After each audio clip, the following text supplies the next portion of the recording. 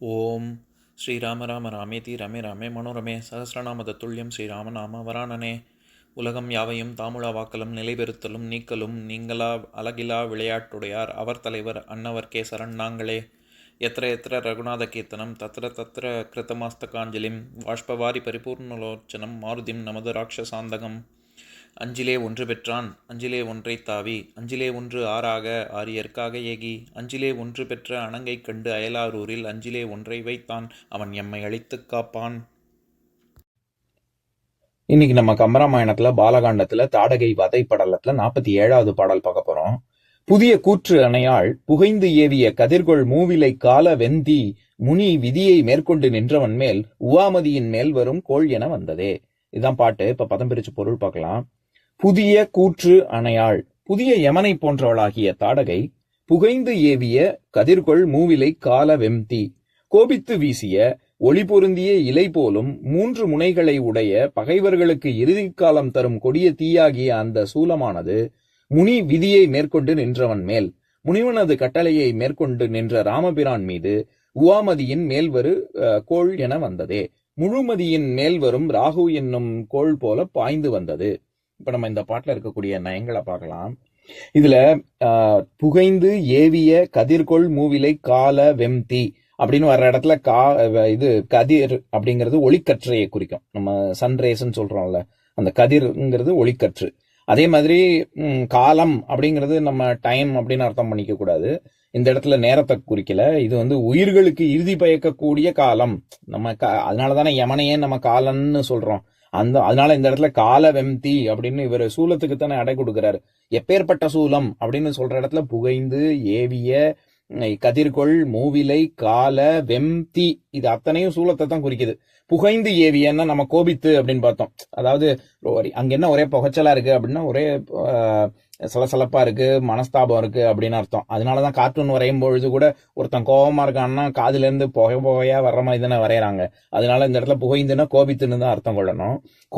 கோபித்து கொண்டு ஏவிய கதிர்கொள் சூரிய ஒளி கீற்று கற்றை மாதிரி இருக்கக்கூடிய மூவிலை, அந்த இடத்துல 3 இலை எப்படி 3 முனைகள் இருக்கோ அந்த மாதிரி 3 முனை கொண்ட சூலம் அப்படின்னு சொல்ல வர்றாரு. கால வெம்தி, இறுதி காலம் வரக்கூடிய அளவுக்கு வெம்மையான தீ போன்ற சூலம் அப்படின்னு. இதையே தான் நம்ம 384வது பாடல்லையும் பார்த்தோம்ல. அதாவது கங்கை தீம்புணல் நாடன் கருத்தை அம்மங்கை தீயனையாளும் மணக்கொழா செங்கை சூல வெந்தீயினை தீயத்தன் வெங்கண் தீயோடு மேல் செல வீசினாள் அப்படிங்கிற பாட்டுல சூல வெம்தி அப்படின்னு தானே சொல்லியிருக்காரு. அதே தான் இங்கேயும் கால வெம்தி அப்படின்னு சொல்றாரு சூலத்தை. அதே மாதிரிதான் புதிய கூற்று அணையாள் அப்படிங்கிற இடத்துல ஒரு புதிய யமனாகிய தாடகை அப்படிங்கிற கருத்தும் முன்னாடி சொன்னதுதான். 380வது பாடல், அதை படிக்கிறேன் கேளுங்க. சாற்றும் நாள் அற்றது எண்ணி தர்மம் பார்த்து ஏற்றும் விண் என்பது அன்றி இவளை போல் நாற்றம் கேட்டாலும் தின்ன நயப்பதோர் கூற்றும் உண்டுகொள் கூற்று உரள் வேலினாய் அப்படிங்கிற பாட்டுல நாற்றம் கேட்டாலும், அதாவது அந்த வாசனை எடுத்த உடனே பார்த்த உடனே சாப்பிடணும்னு தோணக்கூடிய ஒரு கூற்று, புதிய கூற்று அப்படின்னு பார்த்தோம்ல.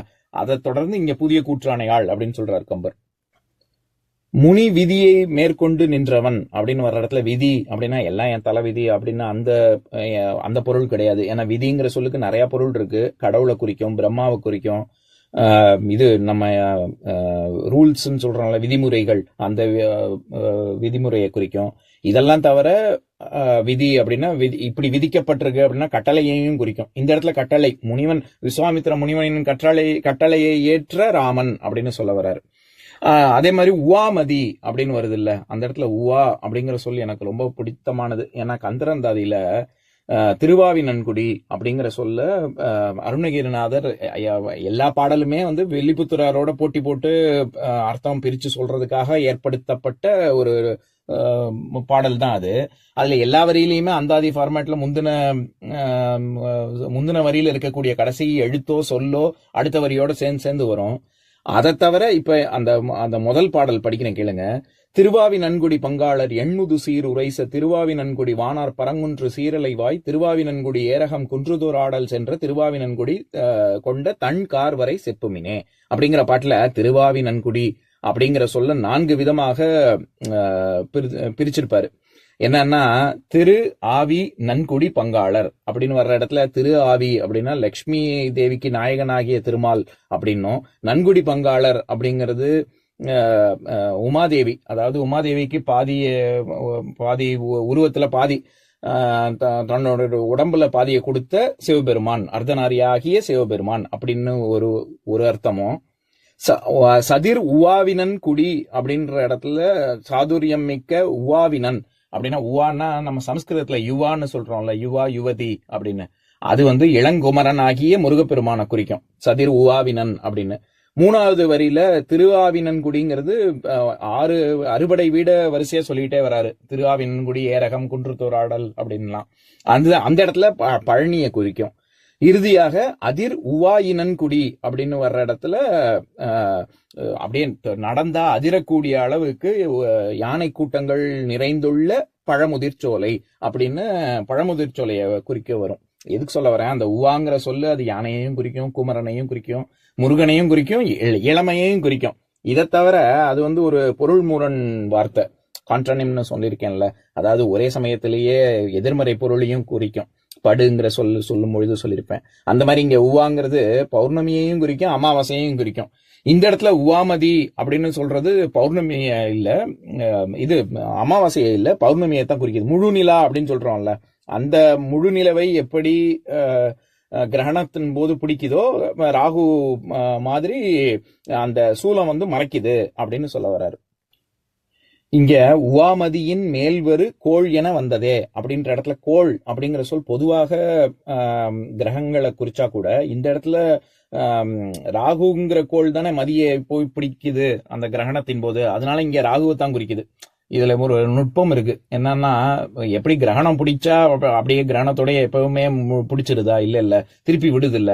அந்த மாதிரி சூலம் என்னதான் வந்தாலும் இது தடை, இந்த தடை சும்மா கொஞ்ச நேரம் இருக்கக்கூடிய தடை தான், ராமர் வந்து இதை நீக்க போறாரு அப்படிங்கிற உள்ளர்த்தமும் இருக்கு. இன்னொன்னு, நம்ம கிரகம் அப்படின்னு சொன்னாலே, நான் ஏற்கனவே சொல்லியிருக்கேன்னு நினைக்கிறேன், தமிழ்ல கோள் அப்படின்னு சொன்னாலும் சரி, சமஸ்கிருதத்துல கிரகம்னு சொன்னாலும் சரி, நம்ம நினைக்கிற மாதிரி இங்கிலீஷ்ல பிளானட்னு அர்த்தம் பண்ணக்கூடாது.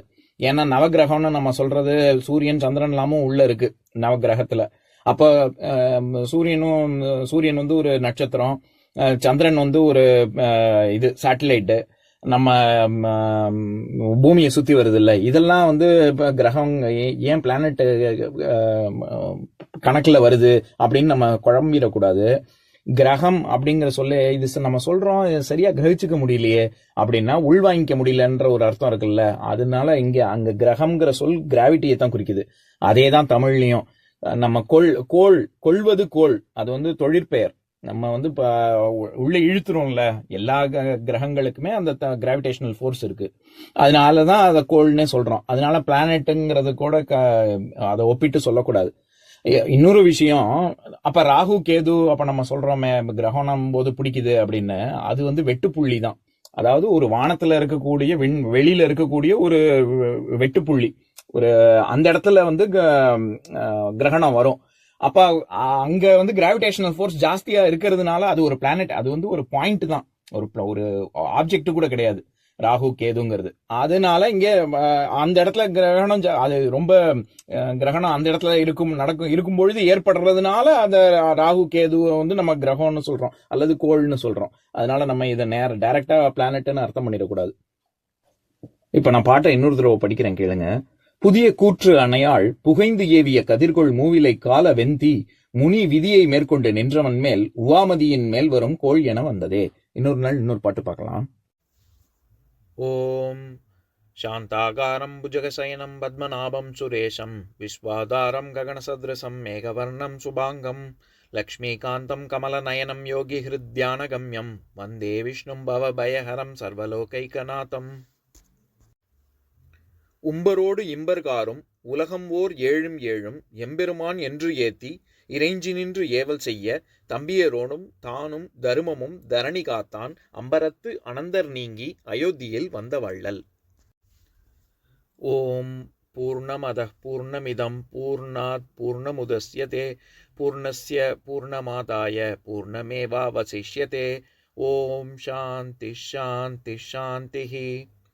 ஓம் சர்வேஷாம் ஸ்வஸ்திர்பவது सर्वेषां शान्तिर्भवतु, सर्वेषां पूर्णं भवतु, सर्वेषां मङ्गलं भवतु। ॐ शान्ति शान्ति शान्तिः। ॐ सर्वे भवन्तु सुखिनः, सर्वे सन्तु निरामयाः, सर्वे भद्राणि पश्यन्तु, मा कश्चित् दुःखभाग् भवेत्। ॐ शान्ति शान्ति शान्तिः।